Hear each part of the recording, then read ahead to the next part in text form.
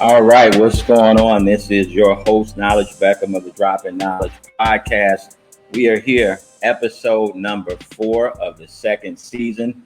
This season has been awesome so far. We've talked about committing to your dream with comedian actor Lil Rel in episode 2. We talked about how to build wealth in the market with Will Montez. Great episode about the stock market, which if you were playing the market today was bloody. Episode 3, we talked with my man James Morse about history of blacks in America, and that was a heavy episode. And episode number 4, we are talking about the tax game. We're here with Deanna Grant of Grant Financial Services. So I want to welcome you to the podcast. Deanna, how are you today? Good. Thank you so much. I'm so blessed. Thank you for having me. I'm doing awesome. Yeah. Very good. So I'm excited. I'm excited because taxes may not be something that people pay a lot of attention to or get super excited about. But I'll tell you, probably 17 years ago, I got connected with a gentleman that is my tax guy. And, to be someone who's made a decent salary for most of my life, I have a daughter, but I never claimed my daughter. And I have always gotten back huge returns. And I was like, wow, that doesn't always sound like some of what some of my friends are saying. And they have many more, kids or whatever the case may be. And I said, you know what? Understanding the tax game, I think if you understand that can unlock the keys to some things. And so I'm super excited to have you. I've seen what you've been doing on your social media platforms, sharing, educating, etc. And so I want to jump in with you. And first, I guess I want to start out with your background. So how did you get into the tax game? And just share some of your background and how you built your business. All right. So, of course, my name is Deanna Grant. I'm actually the CEO and founder of Grant Financial Services, which is a tax and advisory firm. We're located in the South Loop. However, we support business owners and individuals in all 50 states.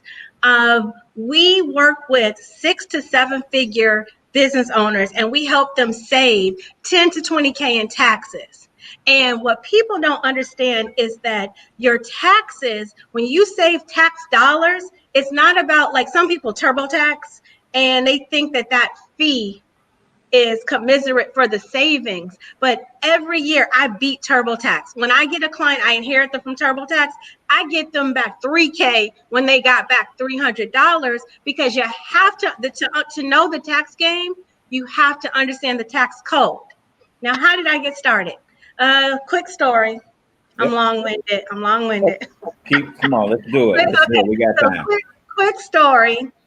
3 things happened to me. Is right when the real estate market crashed in 2009, all in the same month. My dad passed away. I was married at the time. My ex-husband left the house. So my ex-husband left the house. My dad passed away. It was like the next week. And then the last week, I got fired from my job. Now, I'm a little nerdy. And I'm like, me fired? I didn't know what to do. But all of those things gave me security. Now, my mother actually passed away when I was 11 from breast cancer. So my dad was my sole parent. So it was a marriage, a parent, and a job. Everything that made me feel secure and that brought security to my life was gone within the same month. And then I was like, I have nothing else to lose. I'm going to start a business. And that's exactly that. Like, the dream of Grants Financial started in my diary in 99, but I was too fearful to take the leap. So after losing everything, I said, what else do I have to lose? Literally. Like, what else? It wasn't funny at the time, but what else do I have to lose? So let me try this. And that's when I got a little Vistaprint card, took my little smile, and then I started telling everybody, hey, I do taxes. But I worked with an African-American accountant. I worked at a Black-owned accounting firm for 10 years prior to starting my practice. So I wasn't just starting. I had already worked with high net worth business owners, high net worth W-2 earners, in our Black community, people that were making money. And basically because when you make a lot of money, you have to do a lot of strategy. So we had like a lot of real estate investors, a lot of people that, put money in the stock market, people buying and selling businesses, Black people. Mm, And it was fun. It was a journey. But it was time for me to move on to there. And right. then I went to the Jewish CPA firm, no, whatever. I was only there a year and then I got fired. But I then started my own practice. But I had 10 years of knowledge before I even got started. So I already started, but I didn't understand the complete tax game. I didn't understand the business of the tax game. Got it. And so I shared an office actually with a young lady, and she and her parents had been in the tax game for a long time. And she showed me some of the tricks or I don't want to say tricks, but some of the processes for kind of like the earned income tax credit. And that's that tax credit that when you have 3 kids, and not for middle class people, when you're low income and you Right. have 3, 4, however many children, no judgment. Right. And then you get a big refund. And so those were kind of the clientele that I learned the process for that. And I'm okay. I service everyone. Right. But now I'm a little bit more strategic to business owners. So I love working with business owners. Or if you're starting a business, you want to start a business, like I love talking about money, taxes, strategy in your business, and actually motivating you to understand it's possible. Mm, Everything's possible. I've seen all scenarios. And like I said, with our people, I've wow. seen things happen with our people. Wow. You're speaking Yeah. my language. So we have a Yeah. lot to break down. We got a lot to break down. I know we probably have a lot of entrepreneurs listening to this. And so, um, tax and an accountant, same person or no? So this is also what people don't understand, right?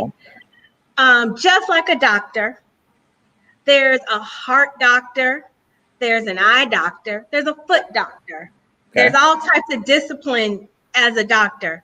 Same with taxes. You could work at like industry like McDonald's. You could be an accountant in an international tax department of McDonald's. You could work with small business owners. You could work with individuals. You could do all earned income tax credit.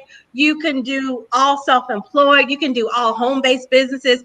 You could do all real estate investors. You can do you can do tax resolution, which is where you owe the IRS 100K and you're like, hey, I need to negotiate this debt. You Right. could be a tax resolutionist. You could you could work with manufacturing companies. You could work with e-com. So people, like, what I kind of want to say is when you're picking your professional, you Mm-hmm. have to understand what their background is and what their specialty is. And although we love loyalty don't save you no tax dollars. Because I see a lot Facts. of people that are super loyal, and and I want people to stay loyal to me. However, if I no longer serve you, you have to transition to the subject matter expert for your situation. Got it. Got it. That makes perfect sense. So, as someone, let's say an entrepreneur, right? I'm getting ready to start my business. You talked about that's something that you enjoy providing guidance and strategy. Um, do I need to be should I contact you when I have the idea and the business is and I form the business? Should I talk to you about what formation should what direction I should go, LLC, S Corp, C Corp, etc.? Should I reach out to you once I start to make money? Because obviously as an entrepreneur, usually I don't have excess funds. And so I want to kind of get as far down the road as possible before I start adding cost. And so what do you usually tell clients? Okay. This is the nugget I'm going to drop today. Okay, When we drop it. start, when we start businesses, it's an investment. It's an Word, investment. word. Like anything that you want that really makes you any money. I know we were having a sidebar about just the stock market. Well, Yep. you Yep. invest first, you put the money in first, then you reap rewards later. So Right. it's an investment into like a knowledge of maybe something you've never had before. A lot of people DIY their setup, and then it's wrong. Then it's not correct, or it's not correct for your situation. But I would say you have to take a moment with yourself, because just because you're an entrepreneur doesn't mean you have to be the next Damon Dash, or what is it, Damon Dash? Right. The FUBU guy. Damon John. Damon John and Damon John. It's not like you have to be Damon Johns. Right. You may just say, you know what? I just want multiple streams of income. And I want to start this business. I'm going to do Instacart because I'm going to pay off all my debt. I'm good at what you do when you start a business. You find a problem you find a solution to a problem that someone will pay you for. Find a solution to, and whatever that is, that gift that God gave you, right? God may have given you whatever, the gift of like putting bookcases together. Well, I don't know how to do that. I would definitely pay, actually, if someone knows someone, I would definitely pay someone to help me get my bookshelf put together. And that could be your business. But long story short, there's a lot of things that you don't know when you first start. Like, I'm making money. What are the taxes? I'm going to make this amount of money. Because if you're going to make 10K, I'm going to say, this is your strategy. I'm going to say, stay a sole proprietorship. If you're going to make 25 to 50K, and I'm really talking about net, because a lot of people love to have the expense strategy. Right. A lot of our people love and I don't want to say our people in general love the expense strategy. What is that? Talk to me about that. Yeah. Talk to me about the expense strategy. That's where I write off everything. And when my mindset is I'm in business and I have the expense strategy, the only strategy I have in my business is to lose money. My whole strategy and purpose is to lose money. That's not, business is about making money. We're supposed to have profits. We're supposed to make money. So you don't want to have the expense strategy. However, you do want to be strategic with your taxes, and based off of the tax entity choice, it also can help you save money. You could strategically save money versus having an expense strategy. Okay. Got it. So, okay, did I answer your question? So when you come to me, I have like a little pick my brain session. It's like, it's about $100. It's my give back to the world. And so you have if you can get that amount of money together, then I will talk to you, like give you a full consult. Okay. I'll give you a full consult. And that's kind of because I think you should, when you're starting a business, I think the accountant, we keep track of the money in the business, and especially a business account. I keep track of the money in the business. I'm here for profitability. So I'm going to push someone like, no, where's the profit? That expense strategy is short. It's going to be short. So, yeah. Okay, that's a nugget. So you can get help, and even if I'm sorry, my daughter's leaving, but even if the help was like $300, right? I'm just for example, you want to invest in your business, because I know when I talk to people, I'll give you an example. I'll give you an example of a consult I had the other day. Okay. I talked to an entrepreneur under 6 figures, and they sell things online, like I don't know, I'm just gonna say they sell widgets online. So they sell widgets online. Yep. Because I'm gonna try. Yeah, they sell widgets online, and they had an inventory of $6,000. So they bought a bunch of widgets, had $6,000 worth of inventory, getting ready to sell online. And then we had a consult. And so through the consult, we discovered that it's like, okay, well, how much money do you want to make? And then I was like, well, if you bought this stuff for $6,000, how much can you sell it for? Okay, the answer was 3 times the amount. I could sell it for $18,000. Got it. Then I said, well, how long is it going to take you to move that inventory? And then person was like, okay, well, I could do 6,000 a month. And then I said, okay. And then I said, okay. And then they were like, oh, now my posts on social media have a plan. My plan is to make $6,000 or more. Where right before that conversation, it wasn't like the person was lost. They had Right. action activity, but they Right. didn't have a plan and a purpose. Got So accounting support helps you get more clear and make money faster, actually. That's why it's like it's an investment. Right. Well, yeah, that makes perfect sense. So we have something now called the gig economy, right? Like you talked about, you have big businesses, small businesses, right? And so let's say, hey, you know what? I signed up for Instacart.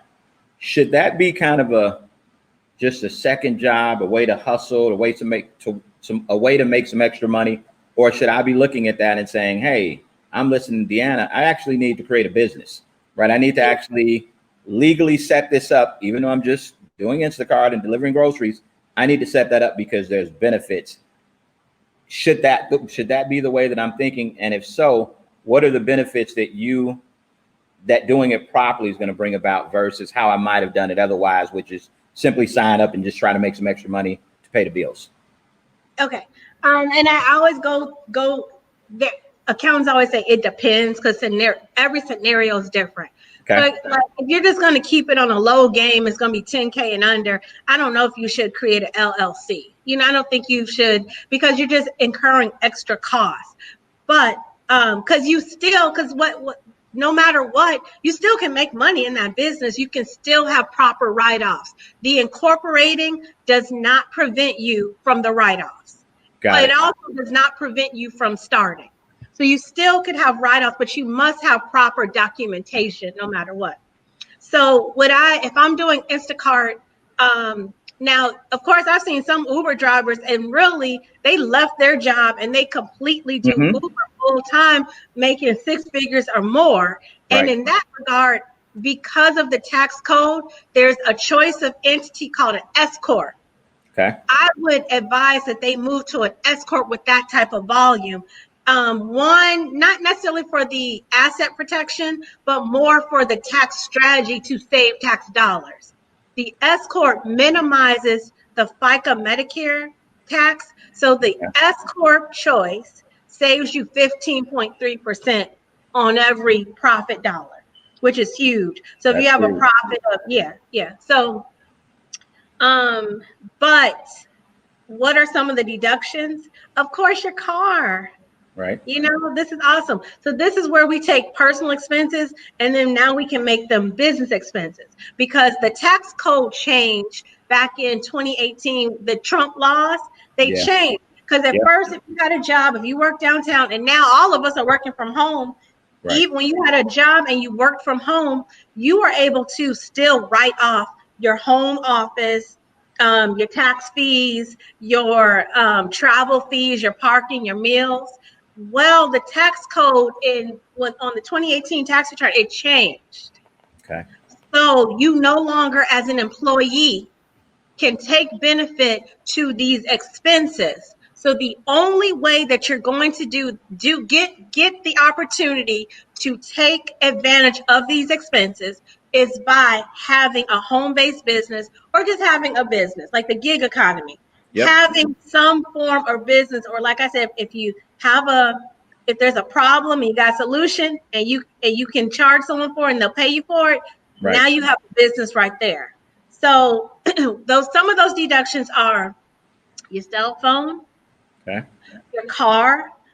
If you purchase a new car, you could actually do something called Section 179 and depreciate the car, and you accelerate the depreciation. So if you had a big profit year, instead of us taking a car for like a $30,000 car and dividing it by 5 years, which is 6K a year, we Right. could take all 30 in the current year. So rules apply. So I want to say it's exceptions apply because I don't want any accountant to get on here.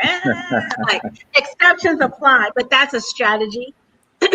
Your cell phone, now instead of your cell phone where you can't deduct it at all, you can Mm-hmm. deduct your cell phone. Your home office, now I would be conservative if I'm an Instacart driver or something, for the simple fact that it's not like it's computer work or something. So Right. I would be very conservative with taking the home office, but I would still take it. You're still entitled to it.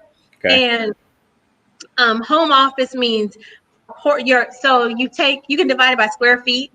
Okay. Yep. You can divide the expense by square feet. So if your house is 1,000 square feet and you take 250 square feet is a designated office space, Yep. then 1/4 of all of your expenses, 1/4 of your rent for the year, 1/4 of your utilities for the year. If you have a home, 1/4 of your mortgage interest, 1/4 of your real estate taxes, 1/4 of your lawn care and maintenance expenses. And also, if for a home office, because now we're in Yep. COVID-19, and Right. if you have a home office actually and you decorate it for your business, all of that is 100% deductible. Mm. The home office, but it has to be a designated, meaning not the house writing off, but the chair you purchase, the desk you purchase, the computer you purchase, and everything. If you want to get fancy, that how you paint, how you paint your little home office, Mm-hmm. whatever it is. But these are personal expenses that now you can get a tax write-off for that you would not have the opportunity to have. Got it. Got it. Yeah, and Okay. that's for gig economy, but I like the home-based business too, Sure. because the strategy that a lot of people there's a lot of buzz about is the hiring your children. Right. Because when the tax law changed, however, this has been around forever, and some of our counterparts have been utilizing this strategy for a long, long time. And what the Mm-hmm. strategy is shifting income to a lower tax bracket. That's what you're doing. You're Got it. shifting income to a lower tax bracket. So just say I am an accountant and I have a 14-year-old daughter, which I do. I forgot to say I'm a mother too. Yeah. And you have a 14-year-old daughter, and you have an office, and they come and they shred. You have to make sure that the child is filling out a timesheet. And I Mm-hmm. actually pay my child on payroll. You could give the child a W-2, but you didn't have to in a home. If you're a single member LLC or a sole proprietor, you don't have to issue a W-2, and you can pay the child $12,000, at minimum $12,000 per child from age 5 to 17. But what does that look like on your taxes? Because this is the tax game, right? That's right. So That's right. it looks like if you're in a 30% tax bracket, $12,000 times 30% means that you would save $3,600 in taxes. So so you're shifting if your business made just say if your business made $20,000 Okay. and you paid your kid 12, Okay. now you essentially only have to pay taxes on 8. And when Mm-hmm. I pay my kid 12, the kid pays no taxes. So instead of me paying taxes on $20,000, I'm now paying taxes only on 8. And I know I got some more strategies to get it down even Wow. lower. Wow. But then it kind of, like I said, also depends on our plans. So if we're planning on getting a huge business loan, or if we're planning on buying a house, or you're planning on some kind of asset acquisition, then I probably would not try to.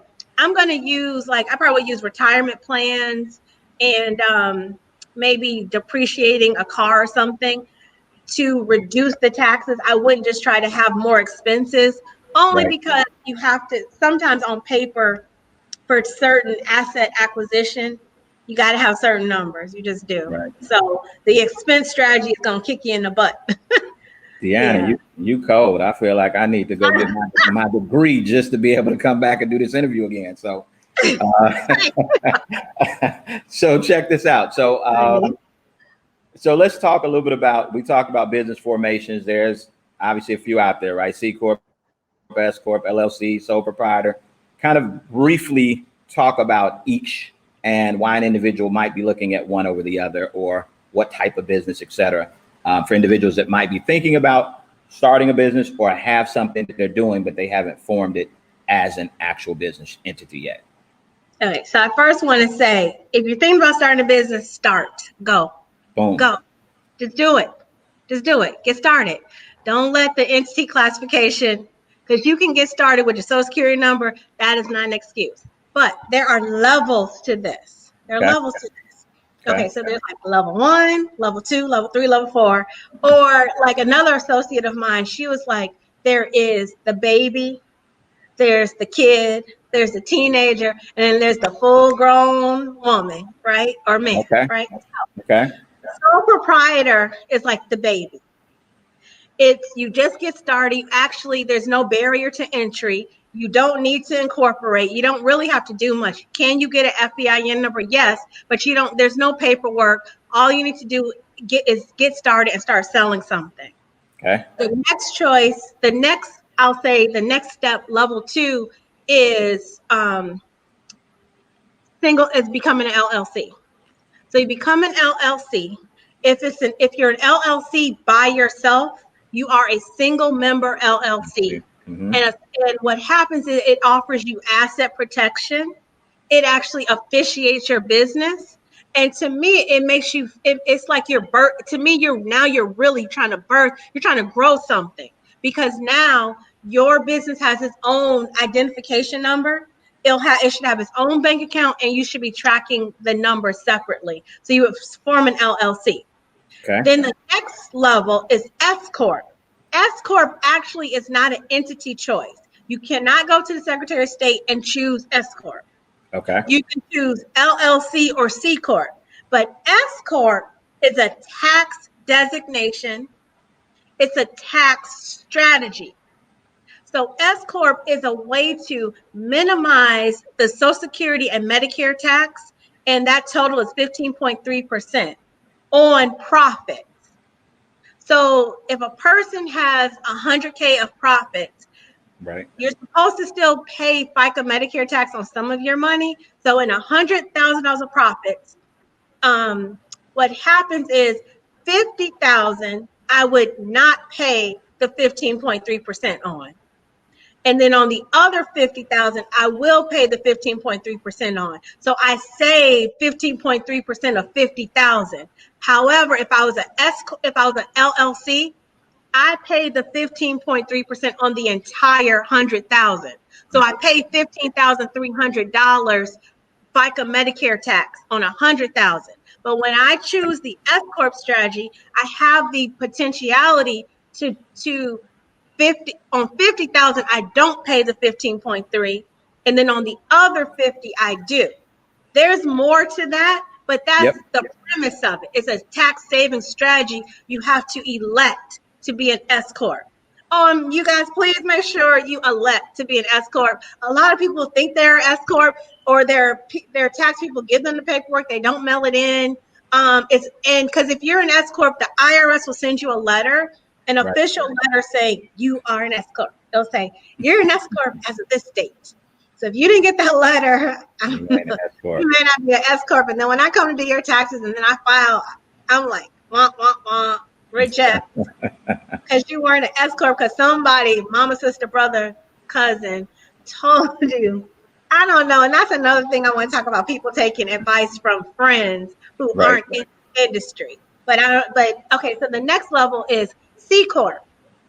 So there's S Corp and there's C Corp. Each entity choice kind of depends on what you're doing. If you're doing real estate, then you do LLC. However, we talked about the baby, the teenager, and I'm going to just skip to the full-grown person. Okay. Full-grown person this is what I do when I mitigate taxes. That's how I work with 6 to 7 figure business owners, saving them 10 to 20K in taxes, probably more. But I know every time I touch a return for a business owner, I got you a good 10, probably 20, definite. Wow. Maybe probably more. But the point is, then we have a multiple entity strategy. I'm going to have an S Corp, a C Corp, maybe even a nonprofit. I'm a set of 3 entities, because remember we're talking about shifting income? Yep. We're going to shift income. But in every tax strategy, there is documentation. How do you protect your return from the IRS? Even as a sole proprietor, you have to have documentation. Documentation is, if you drive the car, you need a mileage log. Now there's an app for that. Go to your app store, the little cell phone. Yep. Go to your app store, download the app, because if you don't, you get in trouble. You get these little things I call love notes. People get love notes from the IRS. They get their little love letter and then they panic. They're like, I got a love letter from the IRS. And I'm like, okay, ma'am, but did you keep your receipts? Right. Did you do a mileage log? You have to document transactions. So in a business, the best thing that I suggest is that you have a business bank account, and at least you could track all of the items there. But in Right. all honesty, the IRS is still, they're kind of in the 20th century. They're Hmm. still outdated. Yeah. So everything is tracked electronically if you strategically purchase everything from your business account. But what I would say is you should get like a simple Google Drive system where Right. every time you go to the store or something, because those receipts rub off Yep. and you forget about them and you don't know where they are. And you're also throwing money out the door. But the simple system, we're going to talk about simple system first. The simple system is take your cell phone, and as soon as you leave the store, you got to get into a habit. These are money habits we're creating. We're building wealth. We're going to Right. create good money habits because I don't want that love letter, and I don't want to have to pay it back later. Because when I Right. don't keep my receipt, they're going to come to me and they're going to like, where's the receipt? And I'm be like, then they'll be like, okay, well, you have to add that back to your Right. taxes. Hey, Right. Yep. you simply take your cell phone, take a picture, upload it to the cloud. Maybe you have a folder system January through December. So if you ever ask for it, you have it to Right. pull. If they ever ask you to pull it, you have it. You may never need it, but you just don't want to get the love note. People get those love notes. You don't want to get the low love note and don't have it. I've had a couple love notes. They're not fun. Yeah, Um, those love. this is Deanna Grant of Financial Grant Yeah, Services. You guys are getting class. This is like next level master's class in accounting. masterclass. I'm looking at the time, and there's still so much to cover, but you are dropping gems, and so I appreciate it. So again, if you're checking this out, be sure to support the Droppin' Knowledge Podcast. Go to droppingknowledgepodcast.com. Subscribe. Also, make sure that you follow Deanna Grant at the Tax Boss Lady on Instagram. Make sure that you follow her. So, Deanna, you mentioned the expense, kind of the expense game, and in all honesty, I'll be honest that I've used that for quite some time, right? And that's because you're trying to maximize your return. But what I also understand is that if you are growing a business, and let's say you're trying to get a business line of credit, et cetera, you're also hurting yourself, right? Because you are lowering your income. And so, is that correct? Am I saying that correctly? And if so, can you kind of expound upon anybody that might be using that as a strategy and how that might impact you in terms of maybe going to get access to capital because you Yeah. are lowering your income? So of course unfortunately we're in COVID, and that happened to a lot of people. There was something called PPP, the Okay. Paychecks Protection Program. And for business owners who use that expense strategy, they got no money because you had to either have payroll in your business or a profit. If you did not, because they paid you based off of the profit. If you had a profit in your business, they calculated it divided by 12, multiplied by 2.5. But negative whatever is zero. So those people got no loans. They were not able to get any loans. So and as a business owner that knows they're going to grow their business, access to capital. Now I will say COVID has brought us some amazing opportunities, with opportunities to have grants, opportunities for PPP, Paycheck Protection Program, opportunities for the EIDL loan, the Economic Injury Disaster Loan. But most of those loans required some sort of proof that you were in business, proof that you were in business, meaning financial statements, mainly taxes though, tax Okay. returns. Yep. Some business owners, they make money and then they just don't file their taxes.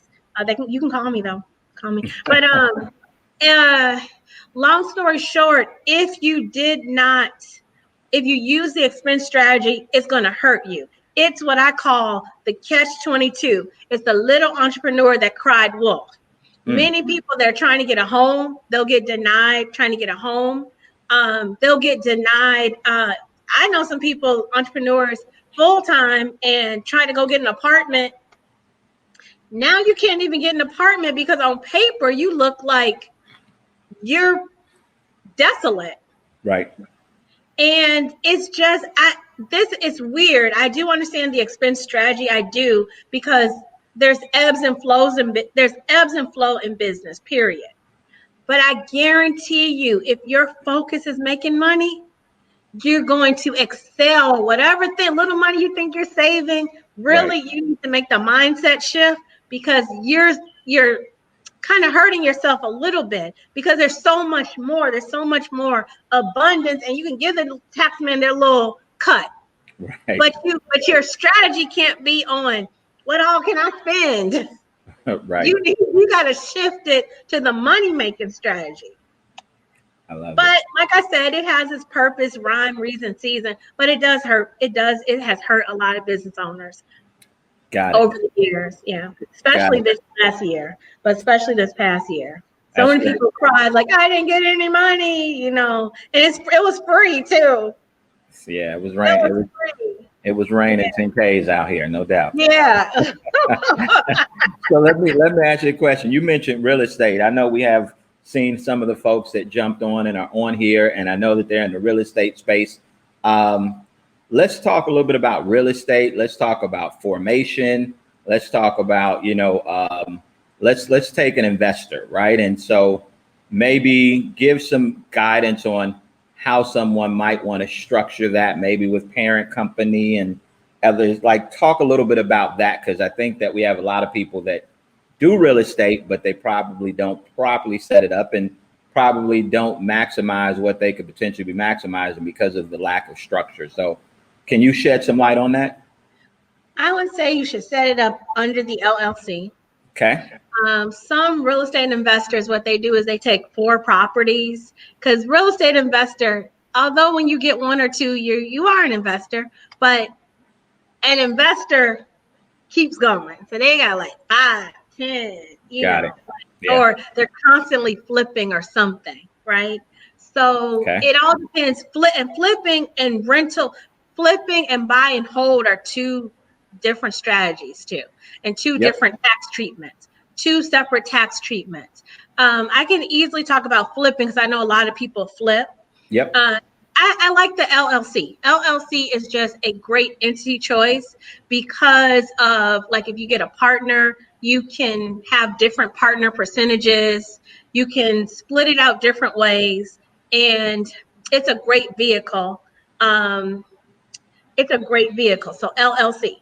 Then if you're flipping, I still say you should choose LLC. You should still choose LLC. But what happens in the flip is that if you hold it for a year or more, Mm-hmm. then you pay capital gains rate, which is less. And the capital gains rate depends on your income level, but Yep. you'll pay capital gains rate. But if you flip within the same year, you pay ordinary tax rate. And that kind of depends on where you're at. But like Yep. capital gains on a good day is like 15%. Right. And ordinary tax, I don't know, for a middle class person, I know it's like 20%. So Yep. yeah. Got it. So is that the same, Deanna, when it comes to stock market as well? I know you have short Oh yeah, stock market term and long same term thing. gains, kind of same tax Yes, codes short there. term, long term. With real estate, there's a whole bunch of like that also is another niche type Mm-hmm. tax situation and scenario. Yep. But on a simple level, and you have rental properties, my choice of entity is LLC. And then Okay. you just need to track your income and expense per property. And then if you're going to sell, that's when you should actually talk to your tax accountant before you sell. Because there's some strategies to implement. There's something called the 1031 exchange that you could Okay. potentially, where you don't pay the taxes now. And what happens is but you have to plan for this, because if you try to do it all in the same month, I can't help you, because we Right. got to get a 1031 exchange. We have to get a third party intermediary company to help facilitate the exchange. But I want you to pull your money out. I want you to get your cash. Like if your property has appreciated, I want Mm-hmm. you to get cash. So we first got to refinance the house. Right. So we're going to refinance, pull the money out. Then we're going to do a 1031 exchange to eliminate the taxes or, transfer the taxes to the new property. So that's a strategy. Okay. Then there is just a lot of it is passive activity. So when you have a W-2 job, if you make over like 150K in a year, and you have a W-2 job, but you have like 2 rental properties, a lot of my, I'm gonna call it those people high wage earners, they get a little disappointed because unless you're a real estate investors spend 750 hours or more in a calendar year. Real estate investors usually own more than 2 properties. But if your W-2 is like 150K and you make and you have real estate, then actually because it's passive losses, the passive activity gets suspended. So the only thing you can do is either sell it, or you have to have another passive income activity to net against those losses, because if not, those losses just get suspended. So it all depends. It just depends on like I said, it depends on your intention with these properties and your intention with what's going on in your business. Because I may still set up an S corp. Like I had a group of young men. They're doing flip projects and LLC, because that's the best entity for them sharing different things and their percentage. But I suggested they each get a separate S corp so that their money from the LLC gets transferred to the S corp. And then now I can utilize remember I told you that tax saving strategy? Yep. I can utilize my tax saving strategy on the individual's income that goes there, because they wanted to protect it from their tax return. Because as a partnership, that money flows straight to your taxes. If you're already making 6-figure wage earner, then all it is you about to get taxed 30 cents on the dollar for any money that you made in this investment activity. So if we transfer it to the S corp, I'm dropping nuggets today. You dropping mad nuggets. You dropping. Yeah, but the point is not waiting. The point is having a relationship with your tax accountant.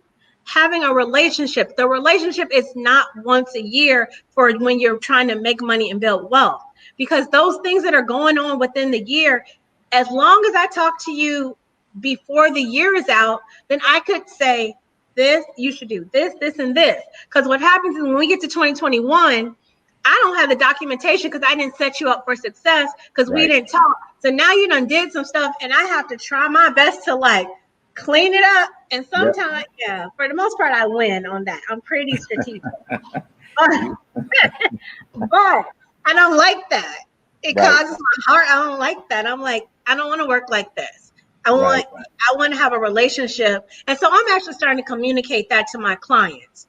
Before you get ready to sell the property, you have the consult. It's like almost anything you're doing, you just have the consult before you do it. You don't just go. And a lot of people set up a whole bunch of entities, and I'm just like, sometimes it's chaos. Because it's like, well, I see all these LLCs, but what's going on? There's no activity. It's the activity of paying the Secretary of State LLC fees. But not necessarily money-making activity. So I wouldn't get, some people they get trapped, not trapped, but they get excited about, I own 4 businesses, but there's no profit centers in all of them LLCs. But I don't know.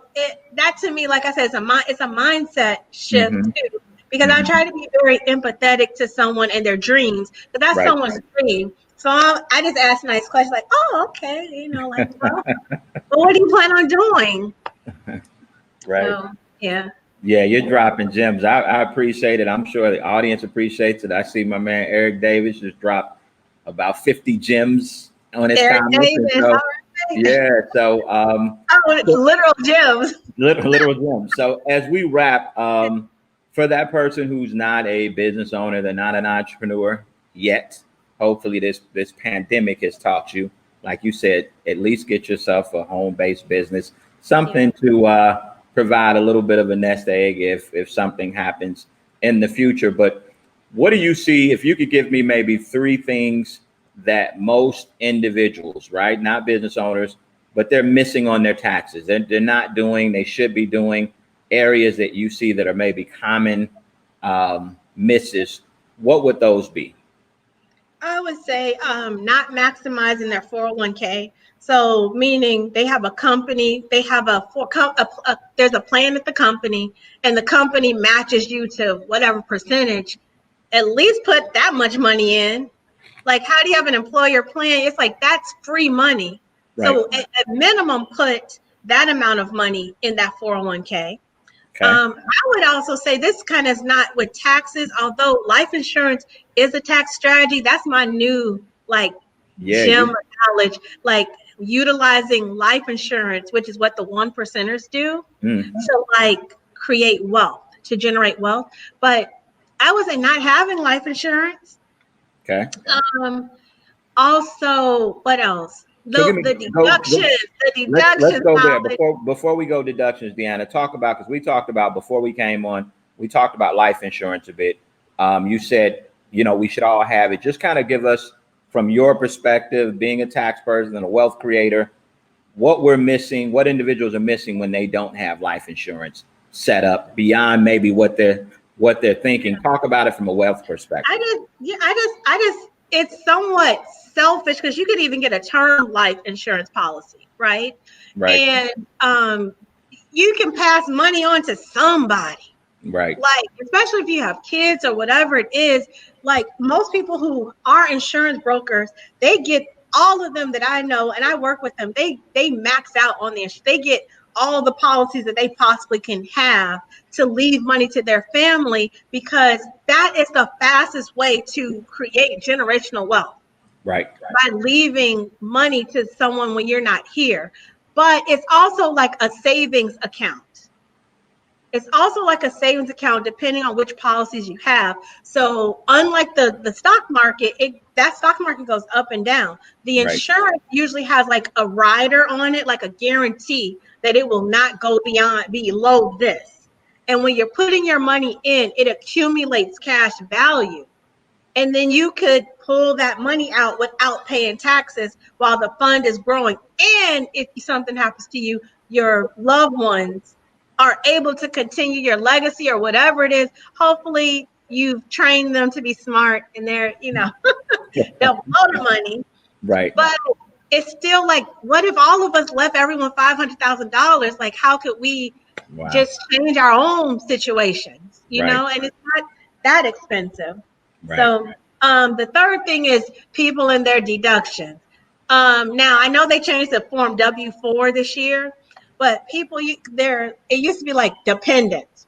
Yeah. And so people that had no dependents were claiming 10, or I don't know why people, it irritates me, but I can't say anything. They'll be like, they'll claim 10, 6 months, and then claim 0. I'm like, why do you do that? Just leave it, let it be. Right. So usually there exemptions depending, like if we did your taxes and you owed, then you need to go change something. But if we did your taxes and you got a big refund, you still now you have a chance to change your deductions, and you could like decrease the amount if you didn't want to have a refund. But a lot of people just go wrong there. And then the last thing is, what do people do? They just procrastinate. And then they don't keep their tax documents. The stuff that comes in the mail, I'm like, where's that mortgage interest statement? Right. Right. I don't know why you can't keep your tax documents, because usually there's something, the little love note from the IRS is the CP2000. The CP2000 is when you didn't report everything. That's when the IRS goes back and reviews your return versus what their computer says. And that's because you didn't give, maybe your tax, if you sold some stock that year, but you didn't bring the statement to the tax person. Right. Then there you go with the CP2000. So just not keeping up with their documents. Deanna, this has been amazing. We could probably go for another hour or two because there are a million more questions that we can dive into. But for any of my guests who we have more information we can get to, the door is always open for a part two. Before we go, I do want to share this. If you can see that at the bottom of the screen, talk a little bit about this business finance tool that's available for interested parties. Okay, so anyone that's starting a business, has a business, and does not have a financial system, then I have a free little 12-month tracker that, at least because it's very important that you do not utilize the expense strategy and pay attention to your finances. So it's an Excel spreadsheet, and by the month, you can list, you can just type in your expenses and your income, and it just helps you to have something so you can just keep up with your income and your expense. So if people text 312-265-2977, if you text your email to that number, I can send you the tool.